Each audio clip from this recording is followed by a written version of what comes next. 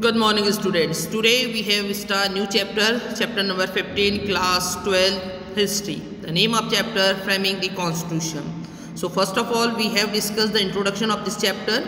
So this chapter belongs to the Indian constitution and also the some part of the political firmament in during of the partition and after the partition when got India freedom in 1947. So how will India make their constitutions and what is the main provisions in our constitutions also we have discussed. So also we have discussed the mostly unhidden parts या basically जो normally हम पढ़ते हैं बेटा constitutions के features constitutions के, but today in this chapter we have discussed the silent feature of our constitutions. So first of all, we have quickly recap of our chapter's introduction. So first, the Indian constitutions, भारतीय संविधान बेटा, हमारा भारतीय संविधान आप सभी जानते हैं बेटा, ये 26 जनवरी 1950 को इम्प्लीमेंट हुआ था, कम इनटू द इफेक्ट, लागू हुआ था बेटा. And in 26 January every year we have celebrate Republic Day. ठीक है. So the constitution of India was framed between, अब देखिए ये जो हमारा कॉन्स्टिट्यूशन था बेटा नॉर्मली हमें पता है 2 years 11 month एंड 18 days. ठीक है, 2 वर्ष 11 माह और 18 दिन हमारे पूरे कॉन्स्टिट्यूशन को बनने में लगा बेटा. तो ये जो टाइम पीरियड स्टार्ट होता है 2 years 11 month एंड 18 days का बेटा, ये 13 दिसंबर 1946 से स्टार्ट होता है. आपके बुक में सिर्फ दिसंबर 1946 लिख रखा है, बट एग्जैक्ट डेट है बेटा इसकी 9 दिसंबर 1946. ठीक है, 9 दिसंबर 1946 से ये स्टार्ट होता है बेटा और ये कंप्लीट होता है 26 नवंबर 1949. सो ये जो ड्यूरेशन है December 1946 to November 1949 we call the time period which our constitution has making.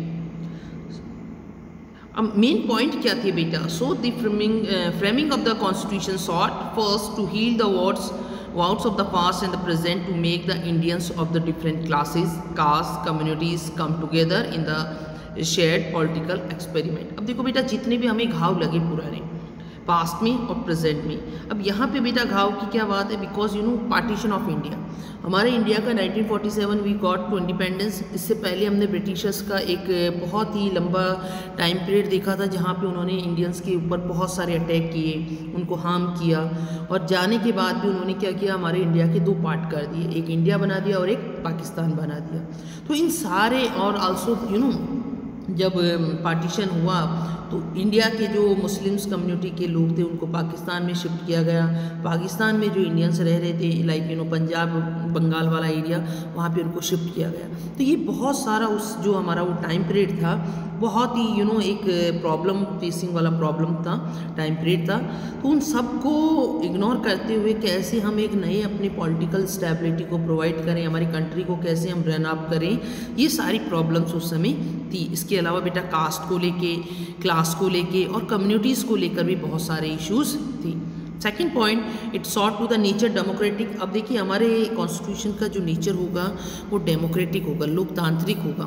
ठीक है, राइट टू इक्वालिटी की हम बात करेंगे बेटा. Institutions to had long been to the culture hierarchy and defence. तो हमारी जो सांस्कृतिक विरासत है उसको बनाए रखना और हमारी रक्षा के लिए भी हमें कुछ काम करना था. तो ये सारी चीज़ों को कंसिडर करते हुए ही हमारी कॉन्स्टिट्यूशन का ड्राफ्टिंग तैयार हुआ, हमारा कॉन्स्टिट्यूशन लिखा गया बेटा.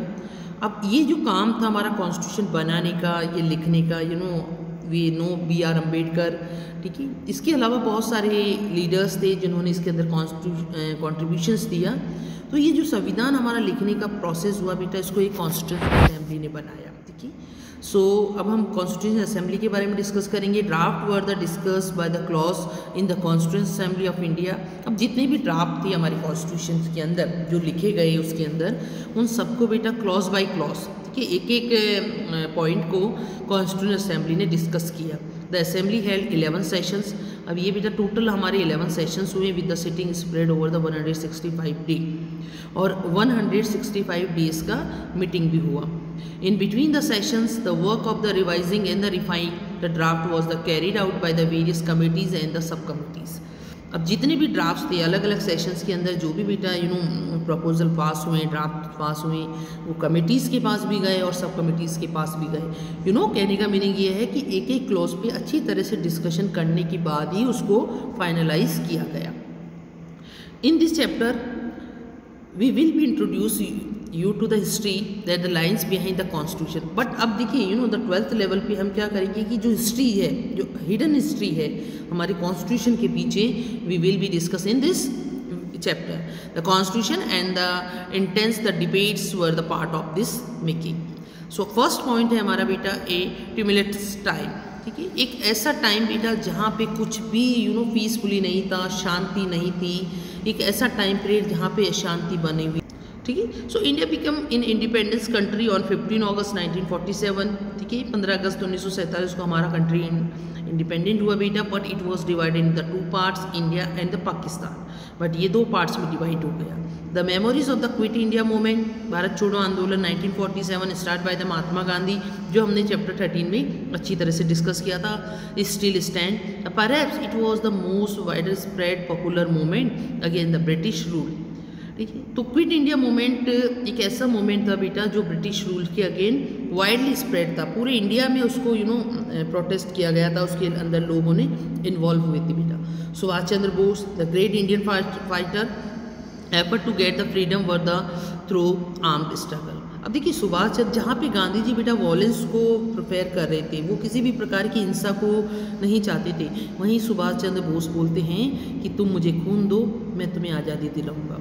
सो डैट मीन्स वो आर्म्ड स्ट्रगल को, बंदूक के नोक पे बेटा अपनी आज़ादी गेन करना चाह रहे थे। Congress and the Muslim League, 2 leading political parties at the time India. ठीक है, मुस्लिम लीग मोहम्मद अली जिन्ना ने बेटा the leader of this party, and 1906 में मोहम्मद अली खान एंड आगा खान ने इसको सेटअप किया था बेटा। So Indian political party fail to the arrive at the settlement to the religious and the political recognisations. In August 1946 the great Calcutta killing start. ठीक है, वहाँ पे कलकत्ता में स्ट्राइक हो गए, लोगों ने मारना, एक दूसरे से लड़ाई झगड़े हो गए। ठीक है, so the year long continuous communal riots का मतलब है सांप्रदायिक दंगे बेटा। ठीक है, रिलीजियस को लेके, कास्ट को लेके, जाति को लेके, धर्म को लेके लोगों ने आपस में लड़ना शुरू कर दिया। हिंदू एंड मुस्लिम, स्पेशली हिंदू और मुस्लिम के लड़ाई झगड़े स्टार्ट हो गई थी। The spread across the northern and the eastern part of the country. The partition of India was announce at the during this era of violence bloody massacres took the place. तो हिंसा के दौर में जहाँ खून खराबे हो रहे थे, उसी समय बेटा भारत और पाकिस्तान का बंटवारा हुआ। So there was in the outburst of the joy and the hope to the Independence Day, 15 August 1947, it was the unforgettable for the innumerable Muslims, Hindus, Sikhs who lived in the Pakistan. They were faced with the crucial choice. They threat the sudden death or the seizures of the properties on the one side and effective the threatening away from their age-old rights on others. तो जो लोग बेटा shifting किए गए थे, उनको वहाँ से शिफ्ट करके इधर भेजा गया था, वहाँ यहाँ वाले जो इंडियंस थे, now the part of red Cliff line हो गया था बेटा, तो इस एरियाज़ के लोग उधर शिफ्ट किए गए और उन लोगों को इधर शिफ्ट किया गया। सो इस टाइप से हम देखते हैं कि ये जो स्टार्टिंग था फ्रेमिंग ऑफ द कॉन्स्टिट्यूशन का, तो इससे जो प्रीवियस टाइम था वो इंडिया के लिए बहुत ही हार्मफुल टाइम था। So thank you, this is the introduction lecture of this chapter. Thank you students.